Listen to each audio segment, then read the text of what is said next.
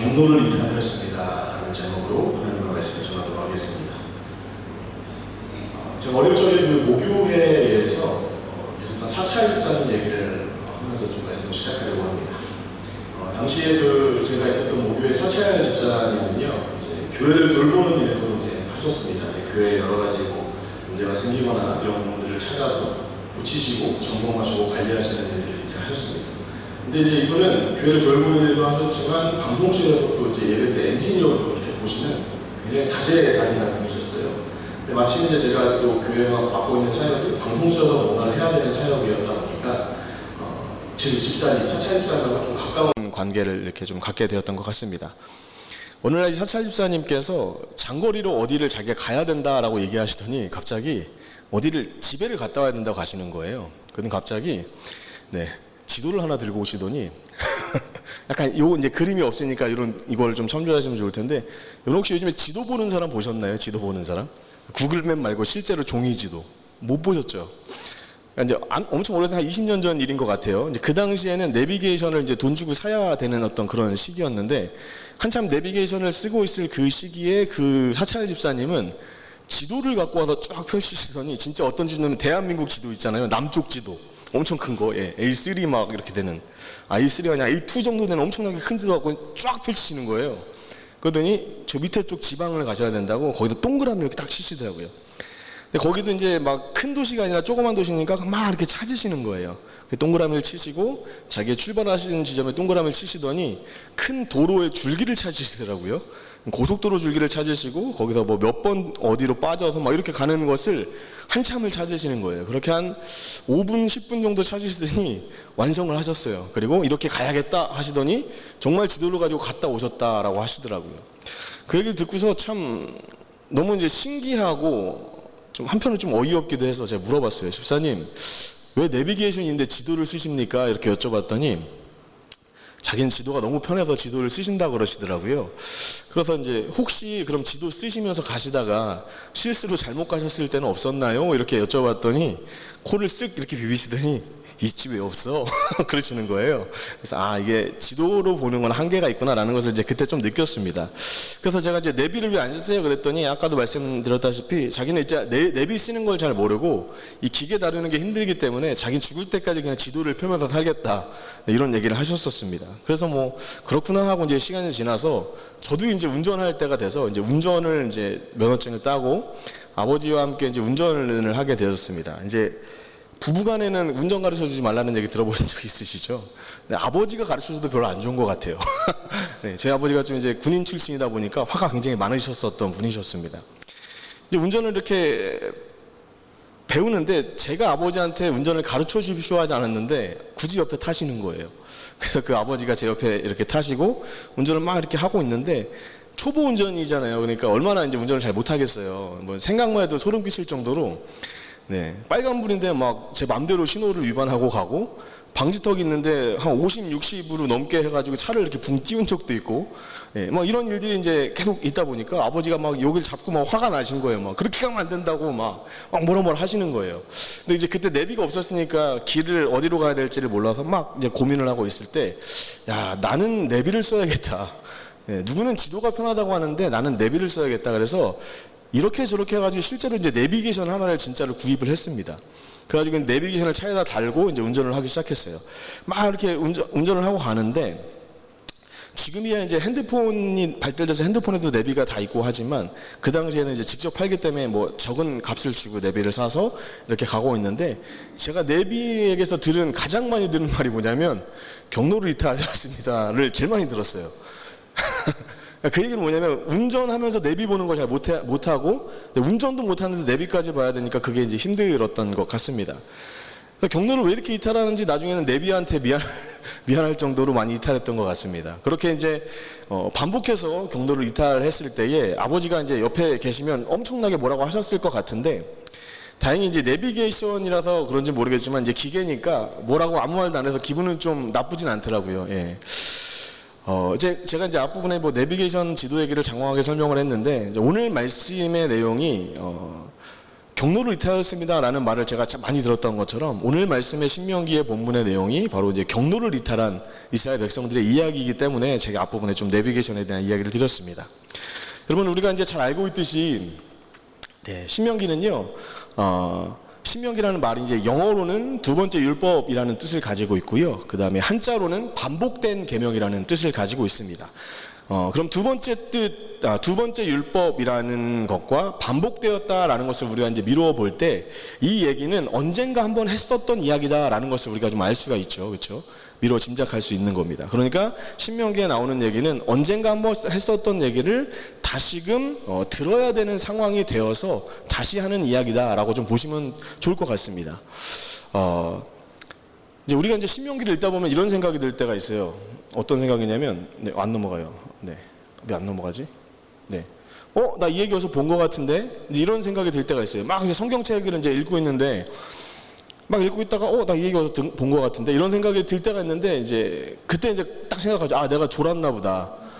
성경을 읽다가 졸았나 보다. 내가 이제 형식적으로 막 이제 성경책을 읽다 보니까 졸았나 보다. 이런 생각을 이제 많이 하게 되는데, 사실 그걸 느꼈다면 성경을 굉장히 잘 읽고 있는 거다라고 이야기할 수가 있습니다. 왜냐하면 실제로 이 신명기에 나오고 있는 책의 내용들이 어떤 내용들이 많이 나오냐면 출애굽기 내용도 나오고 레위기 내용도 나오고 민수기 내용들이 반복되어서 다시금 나오는 내용이기 때문에 그렇습니다. 그래서 이 출애굽기, 레위기, 민수기의 내용들이 다시금 모세를 통해서 이스라엘 백성들에게 선포되어지는 내용이기 때문에 이 말이 우리가 나 이 얘기 어디서 본 것 같은데 라는 생각이 드는 게 당연하다라는 것이죠. 자, 그렇다고 한다면 우리는 이제 이런 생각을 해봐야 됩니다. 왜 모세는 다시 이스라엘 백성에게 똑같은 얘기를 반복적으로 했어야 됐는가라는 것이죠.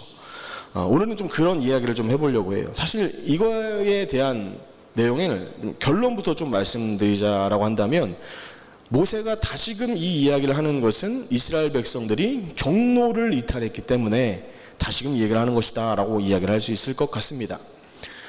신명기는요, 모세의 3번의 설교를 담은 책입니다. 그래서 먼저 모세의 첫 번째 설교에 해당하는 부분이 1장에서 4장 30절까지예요. 그래서 여기에는 어떤 내용이 나오냐면 이스라엘의 광야 생활을 회고하는 장면이 여기에 등장을 합니다. 자, 그리고 두 번째 설교는 어떤 내용이냐면요, 4장 40절부터 28장까지 꽤나 긴 내용으로 본격적으로 율법을 선포하는 설교의 내용이 나옵니다. 그러니까 여기서 우리가 지금까지 보아왔던 내용들이 아무래도 많이 나올 수밖에 없다라는 것이죠. 그리고 세 번째는 29장하고 30장인데요. 여기서는 하나님께서 이제 새로운 세대, 출애굽 2세대와 함께 언약을 갱신하는 내용이 나오는 것이 이제 총 세 부분으로 나눌 수 있다라고 할 수가 있습니다.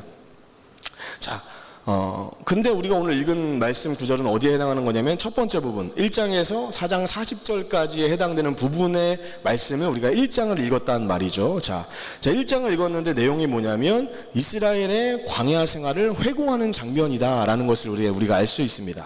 자, 그러면 모세는 어떤 장면을 청중들에게 회고하면서 설교를 하고 있는 것인가 라는 것이죠. 그것이 바로 이 책을 쓰게 된 이유인 정탐꾼 사건을 회고하면서 설교하는 내용이다 라는 것을 우리가 알 수가 있습니다. 우리가 잘 알고 있듯이 출애굽의 1세대는요, 이스라엘 1세대는 이제 약속의 땅에 다 들어가지 못했죠. 들어간 사람이 여호수아 갈렙 뿐이었다라는 것입니다. 왜냐하면 지금 회고하는 내용에서 이제 얘기가 나왔지만 가데스 바네아에서 정탐을 갔었던 사건 때문이다라는 것을 우리가 알 수 있습니다. 자, 이스라엘 백성들이 이제 호렙산에서 떠나서 이제 가데스 바네아라는 곳에 이르렀습니다. 거기서 모세는 이제 오늘 말씀에서 그 장면을 회고하는 것인데 19절에서 21절까지의 말씀을 보면은요, 19절 말씀 같이 읽어보겠습니다. 시작. 우리 하나님 여호와께서 우리에게 명령하신 대로 우리가 호렙산을 떠나 너희가 보았던 그 크고 두려운 광야를 지나 아모리 족속의 산지길로 가데스 바네아에서 이른 때에 내가 너희에게 이르기를 우리 하나님 여호와께서 우리에게 주신 아모리 족속의 산지에 너희가 이르렀나니, 이 내용이 지금 나오는 상황이에요. 아모리 족속의 산지에 이르게 되었다라는 것입니다. 자, 지금 이 이야기를 이제 가데스 바네아에 대한 이 내용을 누구한테 지금 설교를 하고 있는 거냐면 출애굽 1세대가 아니라 출애굽 2세대에게 설교를 하고 있는 거예요. 그러니까 똑같은 내용이지만 듣는 청중이 다르다라는 것이죠. 자, 이 출애굽 1세대들이 잘못했던 내용들에 대한 이 얘기를 2세대에게 해줌으로 인해서 지금 자신의 부모 세대의 실패를 2세대가 하지 않았으면 하는 바람을 가지고 지금 모세가 설교를 하고 있는 것입니다. 어디서 하고 있냐면 요단 동편 가나안을 건너기 직전에 하고 있는 모세의 설교다라는 것입니다. 자, 그렇기 때문에 이 설교를 통해서 하고 싶은 말이 무엇이냐면 너희는 부모 세대와 같이 실패하지 않았으면 좋겠어. 너희는 부모 세대와 같이 하나님 앞에 불순종하는 존재들이 아니라 순종하는 사람들이 되었으면 좋겠어 라는 것을 이야기로 설명을 해주고 있는 그런 상황이에요. 자, 그래서 이렇게 이야기하는 거죠. 야, 출애굽 2세대들아, 호렙산을 떠나서 출애굽 1세대가 광야를 지나서 가데스 바네아라는 곳에 이르게 되었어. 그리고 여호와께서 이스라엘 백성들에게 주신 아모리 족속이라는 산지에 도착하게 되었어. 자, 그리고 그 다음 명령을 하나님께서 뭐라고 내리셨냐면 너희 조상의 하나님께서 너희에게 이르신 대로 올라가서 그 땅을 차지해라 라고 나를 통해서 말씀하셨어. 그럼 얘들아, 그 다음에 뭘 해야 될까? 그 땅에 올라가면 되겠지. 이런 식으로 이제 2세대들에게 이제 모세가 1세대들에게 있었던 가데스 바네아의 정탐 사건을 설명해 주는 것입니다. 네. 자, 이런 일을 통해서 지금 모세가 1장부터 4장 40절까지 설교를 쭉 하는데 이 결론이 뭐냐면 결론이 바로 이거예요. 이 말씀에 모세가 내리고 싶은 결론이 4장 39절에서 40절 말씀에 나오는데 같이 한번 읽어보겠습니다. 시작. 그런즉 너는 오늘 위로 하늘에나 아래로 땅에 오직 여호와는 하나님이시요 다른 신이 없는 줄을 알아 명심하고 오늘 내가 내게 명령하는 여호와의 규례와 명령을 지키라. 너와 내 후손이 복을 받아 내 하나님 여호와께서 내게 주시는 땅에서 한없이 오래 살리라. 아멘. 자, 1장부터 4장 40절까지 이스라엘 백성들의 잘못된 행동, 광야 생활을 회고하면서 내리고 싶은 결론이 무엇이냐면 4장 39절에서 40절까지의 이야기다라는 것입니다. 너희는 1세대와 달리 가나안 땅에 들어가면 이렇게 살아야 돼라는 것을 얘기해 주고 싶은 거예요. 왜 그러냐면 가나안 땅에 들어가지 못하는 1세대에 모세도 포함되어 있기 때문에 그렇다라는 것입니다. 그러니까 요단 동편에서 이 가나안에 들어갈 출애굽 2세대에게 이 말씀을 선포하는 모세의 마음이 어떻겠냐? 굉장히 간절하다라는 것을 우리가 미루어 짐작할 수 있습니다. 왜냐하면 자기가 들어가면 그것들을 가지고 그들을 인도하고 가르치면 될 텐데 나는 가지 못하는 거예요. 그러니까 좀 쉽게 얘기하면 뭔가 좀 이제 같이 가서 하고 싶은데 내가 갈 수 없는 상황이니 이 아이가 혼자 가서 그거를 할 때 잘할 수 있도록 모든 것을 A부터 Z까지 다 설명해주고 가르쳐야 되는 그런 상황인 거죠. 그러니까 모세가 이 2세대들에게 요단 동편에서 이것을 가르칠 때 얼마나 세심하고 얼마나 열정적으로 이 말씀을 가르쳤겠냐라는 것을 우리가 미루어 짐작할 수 있다라는 것입니다. 자, 그러면서 이제 그런 간절한 마음으로 이제 설교가 시작되었는데 모세가 이제 2세대에게 이렇게 이제 말하는 거예요. 22절 말씀을 같이 한번 읽어보겠습니다. 시작. 너희가 다 내 앞으로 나와 말하기를 우리가 사람을 우리보다 먼저 보내어 우리를 위하여 그 땅을 정탐하고 어느 길로 올라가야 할 것과 어느 성읍으로 들어가야 할 것을 우리에게 알리게 하자 하기에 라고 이렇게 이야기하고 있습니다. 자, 근데 이 정탐은요 사실 하나님이 시키신 게 아니라 하나님을 온전히 신뢰하지 못했던 이스라엘 백성이 먼저 요청하고 있는 거야 라고 지금 모세가 출애굽 2세대에게 얘기하고 있는 거예요. 자, 근데 우리가 민수기 13장 1절에서 2절 말씀을 보면은 이렇게 얘기가 나오는데 같이 한번 읽어보겠습니다. 시작. 여호와께서 모세에게 말씀하여 이르시되 사람을 보내어 내가 이스라엘 자손에게 주는 가나안 땅을 정탐하게 하되 그들의 조상의 가문 각 지파 중에서 지휘관 된 자 한 사람씩 보내라 라고 이야기하고 있습니다. 여러분 이 말씀을 우리가 잘 보면 어떤 느낌이냐면 1절에 여호와께서 모세에게 말씀하여 이르시되, 그렇죠? 그리고 나서 모세가 사람들한테 얘기하는 거예요. 정탐꾼 12지파에서 한 사람씩 보내 이렇게 얘기하니까 우리가 민수기 13장 말씀만 보면 어떤 느낌이냐면 하나님께서 정탐꾼을 보내라고 모세를 통해서 이스라엘 백성에게 말한 것 같은 느낌을 주고 있는 것처럼 보인다라는 거예요. 그런데 신명기에 가서 모세가 다시 한번 두 번째 율법, 다시 한번 율법을 반복적으로 얘기할 때는 뭐라고 얘기하냐면 야, 그거 하나님이 명령한 게 아니라 니네 백성, 니네 어머니 아버지 출애굽 1세대가 먼저 우리 정탐하고 싶다고 얘기해서 하나님께서 그래 그럼 정탐을 한번 해보자 라고 하셔서 모세를 통해서 너에게 명령한 거야. 그러니까 13장 1절 앞에는 어떤 내용이 나와야 되냐, 신명기 1장 22절에서 말하고 있는 우리가 먼저 정탐을 하게 해달라고 하나님께 요청을 했더니 여호와께서 모세에게 말씀하여 이르시되가 나와야 된다라는 것을 우리가 생각하면서 오늘 말씀을 보면 좋을 것 같다라는 것입니다. 자, 그런데 생각해보면 여러분, 정탐을 한다라는 것은 어떤 의미에서 보면 좋은 의미일 수도 있어요. 우리가 저 땅을 가서 우리가 잘 살펴보고 뭐 알아볼 필요가 있다, 뭐 정보를 습득하는 기능으로서는 좋은 걸 수 있겠지만, 이들이 정탐하고자 하는 이 정탐의 의도가 무엇이냐면 하나님을 불신하는 데에서부터 시작되었다라는 거예요. 그렇기 때문에 이들이 하나님을 믿고 신뢰했다라고 한다면 굳이 정탐이 필요했을까라는 것이죠. 그런데 출애굽한 지 얼마 되지 않고 하나님께서 이스라엘 백성들의 그 연약함을 그래도 좀 봐주시면서, 그래 니네가 정탐해서 그 땅을 먼저 보기를 원한다면 그래 좋아, 그러면 이 정탐을 너네가 생각하는 것과 내가 생각하는 그 정탐의 다른 개념으로서의 정탐을 허락해 줄 테니 한번 너희가 정탐을 해봐라 라고 하면서 정탐을 허락해 주시는 것이다 라는 것을 우리가 알 수가 있습니다. 자, 그러니까 이 이야기를 들은 이스라엘 1세대의 이야기를 들은 출애굽 2세대의 이제 반응이 어땠을까라고 이제 가만히 생각해 보면, 헐 대박, 어떻게 엄마 아빠 그럴 수 있어? 약간 이런 느낌의 생각을 받았을 거라는 약간 그런 느낌이 들었다라는 것이죠. 자, 그래서 이 정탐의 목적을 설명을 하는데, 이 정탐의 목적이 총 몇 가지가 이제 성경에 기록되어졌냐면 총 6가지가 정탐의 목적이 기록되어졌어요. 그러니까 12명을 뽑아서 그냥 정탐을 보낸 게 아니라, 야, 내 정탐하고 와, 이게 아니라 구체적으로 어떤 것들을 정탐해야 될지 리스트를 줬다라는 거예요. 자, 그 내용이 18절부터 20절까지 나오는데, 그 땅이 어떠한지 정탐하라. 곧 그 땅 거민이 강한지 약한지 많은지 적은지. 자, 첫 번째가 뭐예요? 그 거민의 강함과 약함을 알아보라고 정탐을 시켰습니다. 두 번째는 뭐예요? 그 땅의 거민의 수가 많은지 적은지를 알아보라고 그랬어요. 자, 그리고 19절에 그들이 사는 땅이 좋은지 나쁜지와 사는 성읍이 진영인지 산성인지를 알아보라고 그랬어요. 그래서 그들의 땅을 살고 있는 땅, 이 지형이 어떠한지를 니네가 보고 와라. 그리고 네 번째는 그 성읍이 진영인지 산성인지, 그러니까 뭐 전쟁을 준비하고 있는 산성인지 아니면 아무것도 설치되어 있지 않는 그냥 마을과 같은 진영인지를 알아봐라 라는 것. 그 다음 20절이요. 토지가 비옥한지 메마른지 나무가 있는지 없는지를 탐지하라. 이 6가지 명령이에요. 자, 그러니까 토지가 비옥한지 메마른지, 젖과 꿀이 흐르는 땅이 가나안 땅이라고 이야기했는데 그것도 이제 확인하라고 5번에 5번째 정탐에 포함되어 있고, 6번째 나무가 있는지 없는지를 정탐하라 이렇게 얘기해요. 나무는 왜 정탐하라고 했냐면, 나무는 뭐가 있어야 되냐면 물이 있어야 되잖아요.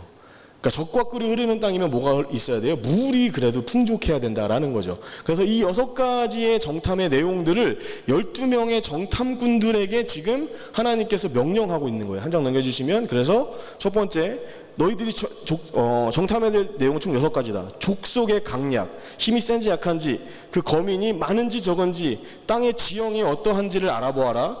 그 다음에 뭐 기후가 어떤지 알아봐라. 그 다음에 성읍의 종류, 군사적 방어물들이 있는지 없는지 살펴보아라. 그 다음에 땅이 비옥한지 아닌지, 나무가 자랄 만큼 수분이 충분한 곳인지 아닌지를 알아보아라 라는 거예요.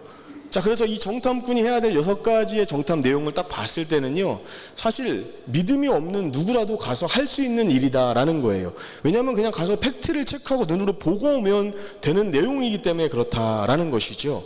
자, 그래서 이 이야기를 모세는 출애굽 2세대에게 이렇게 이야기를 했어요. 근데 내가 그때 그들에게 내렸던 명령은 이 6가지가 다가 아니었어 라고 얘기하는 거예요. 그러면서 이야기하기를 2가지를 더 명령했는데, 그것은 무엇이냐면 마인드와 증거야 라고 이제 이야기를 하는 거죠. 무슨 말이냐면 20절 말씀에 보면 이렇게 얘기가 나와요. 토지가 비옥한지 메마른지 나무가 있는지 없는지를 탐지하라. 여기까지가 명령 그 정탐의 내용이었어요. 자, 그 다음에 뭐라고 나오냐면 담대하라. 여러분, 이 담대하라가 굉장히 중요한 단어인데요.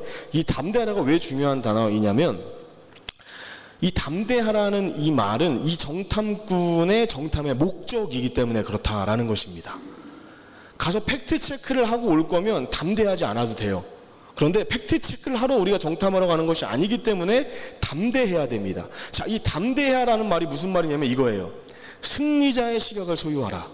자, 이제 얘기하는 거예요. 얘들아, 내가 그들에게 이야기하기를 승리자의 시각을 소유하라라고 이제 뭐 그렇게 얘기하진 않았겠지만 네, 그런 식으로 설명을 해주는 거예요.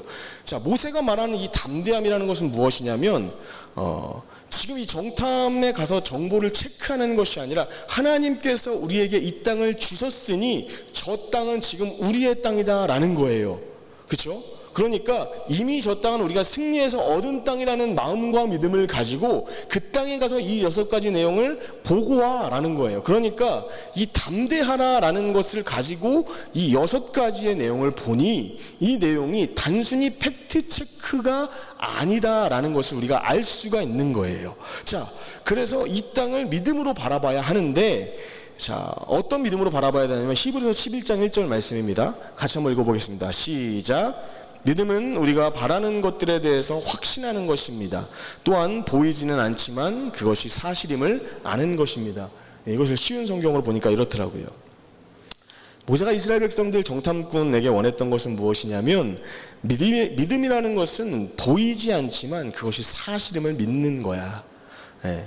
팩트 체크를 하러 가는 것은 누구나 볼 수 있지만 담대한 마음, 승리자의 시각을 가지고 하나님을 믿는 마음으로 그 땅을 바라보면 그 6가지의 팩트 체크가 다르게 보여야만 해 라는 것을 지금 모세가 출애굽 2세대에게 얘기를 해주고 있는 것이다 라는 겁니다.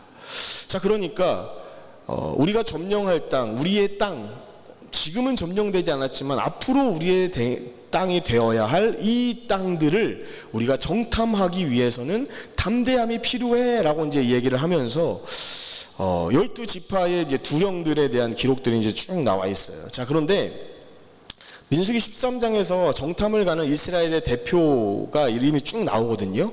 그런데 우리가 여기서 좀 약간 이상한 걸 느껴야 돼요. 왜냐하면 민수기 1장에 가면은요, 1장에도 12지파의 두령의 이름들이 등장이 하거든요.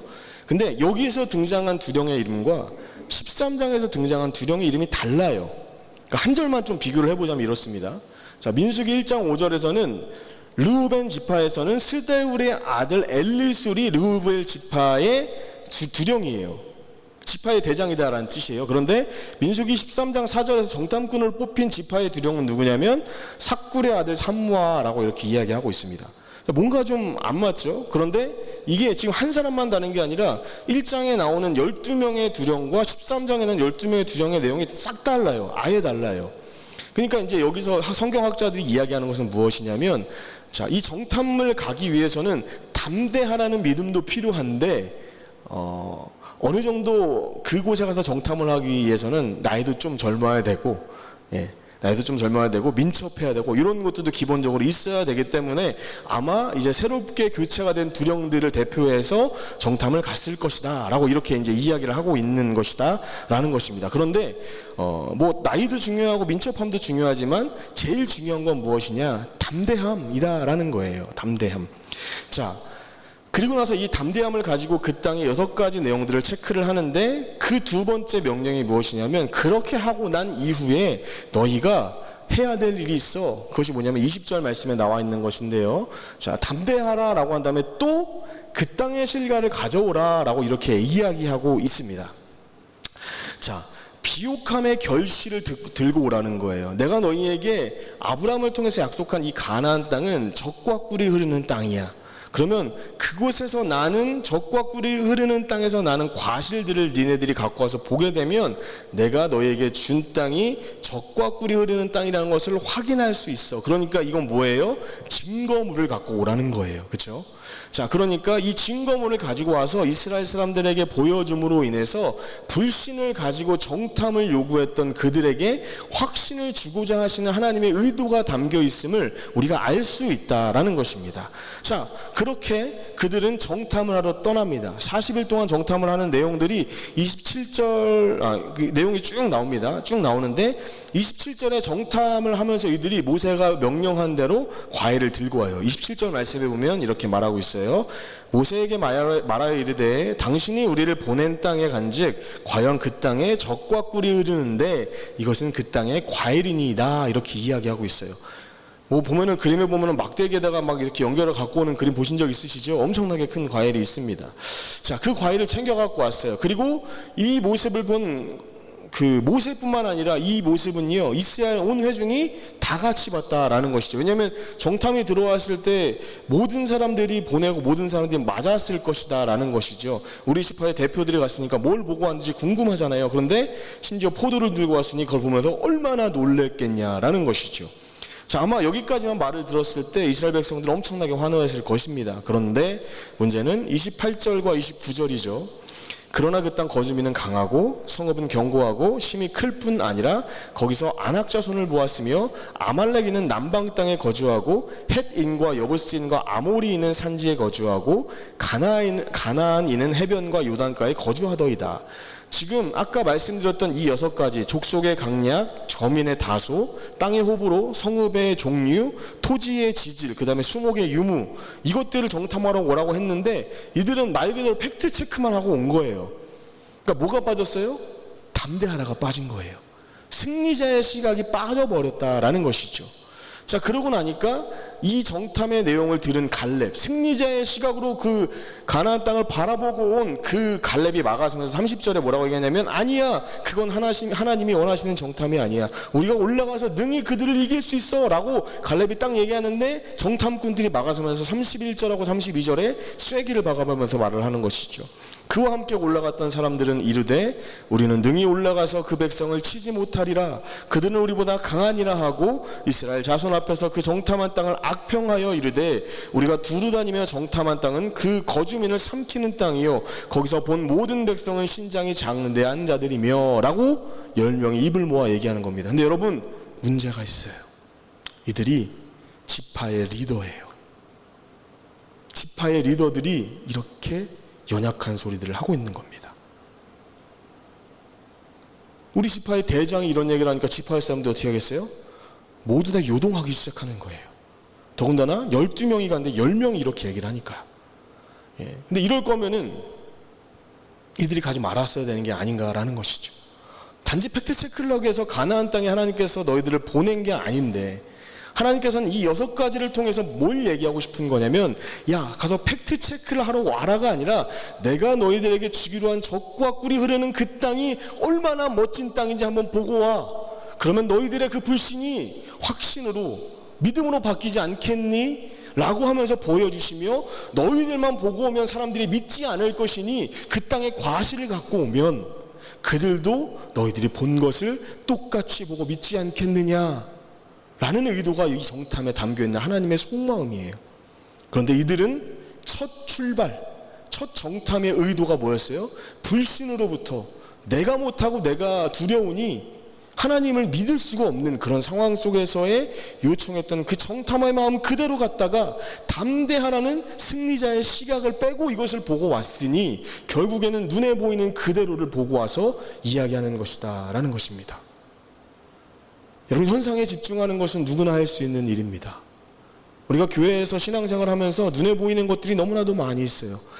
딱 봤을 때, 아, 이건 안 될 것 같아. 야, 여긴 틀렸다. 우리는 너무 힘들 것 같아. 우리는 너무 지금 지쳤어. 눈에 보이는 것들, 그쵸? 아, 저 사람은 안 될 것 같은데 저 어떻게 하지? 이런 생각들이 우리 가운데 눈으로 보이는 팩트 체크들이에요. 그런데 하나님께서 우리에게 원하시는 것은 무엇이냐면 담대하라, 승리자의 시각으로 그것을 바라보라라는 거예요. 야, 너희들이 눈으로 볼 때 불가능한 그것을 승리자의 시각, 내가 너희와 함께하면 그것을 능히 바꿀 수 있어 라는 것을 하나님 우리에게 보여주고 싶으시고 알려주고 싶으신 거예요. 그런데 지금 12지파의 수령쯤 되는 리더들이 하는 이야기가 뭐예요? 야, 우리 망했어. 우린 끝났어. 우린 소망이 없어. 우리가 느낄 때도 우리가 메뚜기 같은데 저들이 볼 때 우리를 똑같이 그렇게 느끼지 않겠니? 라는 이야기를 너무나도 자연스럽고 자신감 있게 실패자의 고백을 하고 있는 것입니다. 그러니 그것을 보고 있던 모세와 하나님의 마음이 얼마나 찢어지게 아프셨겠냐라는 것이죠. 그래서 이들의 이 실수 때문에 신명기라는 말씀이 쓰여질 수밖에 없었다라는 겁니다. 만약 이들이 여호수아 갈렙처럼 정탐에 성공했으면 신명기라는 그 성경은 쓰여질 필요가 없었다라는 거예요. 왜냐? 굳이 다시 얘기하지 않아도 되거든요. 모세도 들어가고 여호수아도 들어가고 갈렙도 들어가고 12지파를 포함한 1세대 출애굽 광야생 하나님의 약속대로 40년 광야생활 안 하고 바로 들어갈 수 있는 거였어요.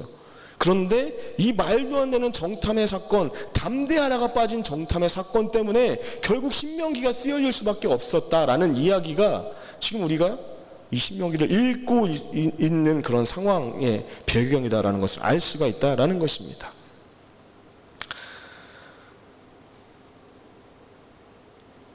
제가 이제 GBA 세션 1이 이제 목사님 딱 끝나시고 나서 목사님께서 저에게 3주간 설교를 할 것을 한번 이렇게 해보았으면 좋겠다라고 딱 얘기를 하셨어요. 그래서 어떤 설교를 하지 막 고민을 하고 이제 묵상을 하다가 이 설교를 좀 해야겠다라는 생각이 들었습니다.